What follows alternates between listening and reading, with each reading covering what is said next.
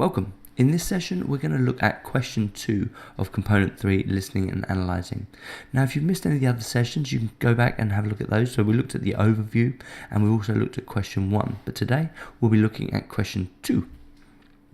So let's just look at the overview again for component 3, listening and analysing. So for the A level, you're going to have a section A that has 4 questions and 40 marks. So each of those questions is going to be worth 10 marks each. And section B, which has 2 questions, one is going to be worth 20 marks and one is going to be worth 15 marks.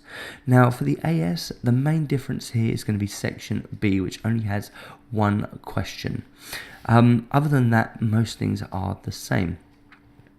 So for question 2, this can be taken from any area of the music tech specification. So you will need to refer to your knowledge of component 1, which was the recording, and component 2, which was the creative composition.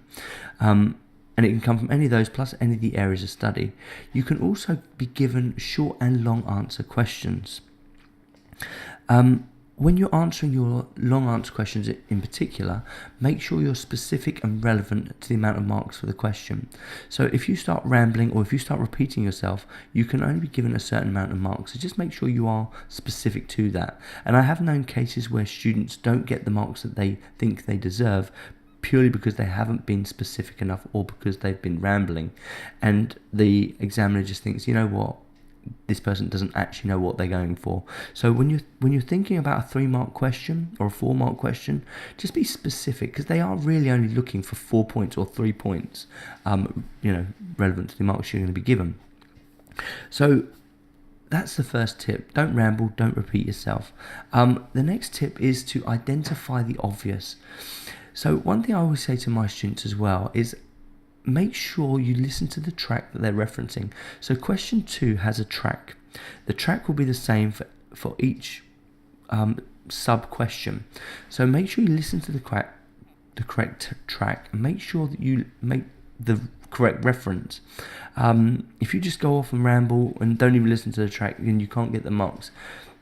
They will pinpoint areas in the track that you need to listen to in order to get the full marks. So, just keep that in mind.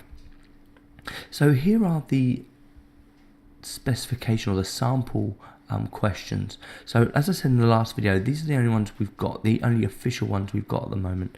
As time goes by, we'll have more that we can look at and reflect on.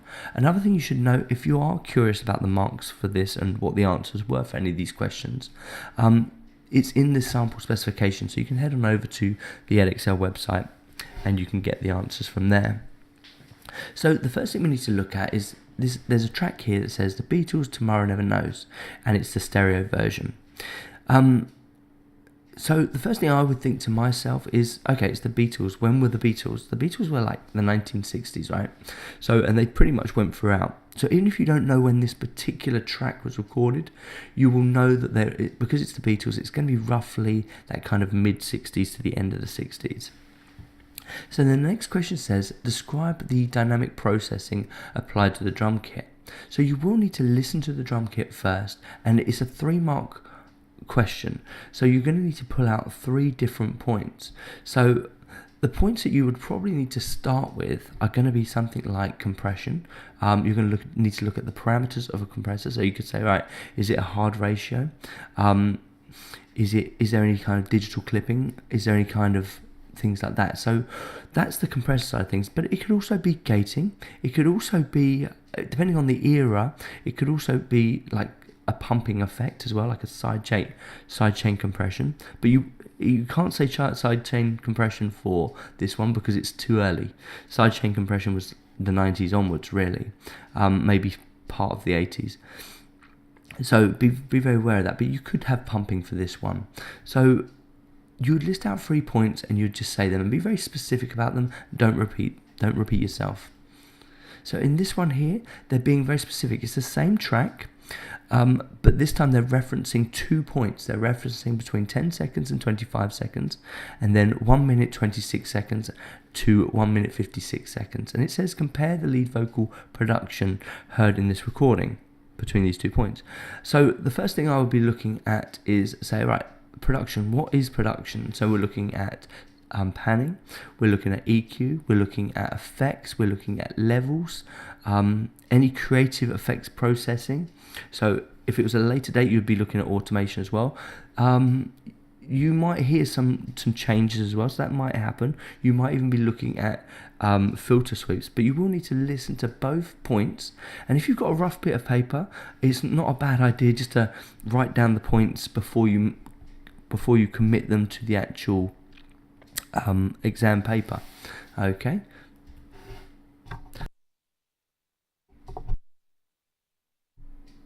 So this one here then, explain how analog tape technology has been used creatively between a certain point. So you will need to understand all the different things that you can do with analog tape.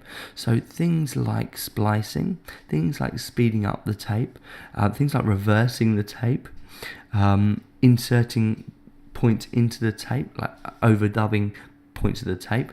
And there's lots and lots of these creative processes. Now, because it's a 4-mark question and because it's the Beatles, and it's probably going through their psychedelic era, so you will need to listen to this very, very careful, and you'll probably find each of the answers very easily. But you're going to need to do some research on analog tape and analog tape techniques, production techniques, just to kind of make sure that you've got this in your arsenal.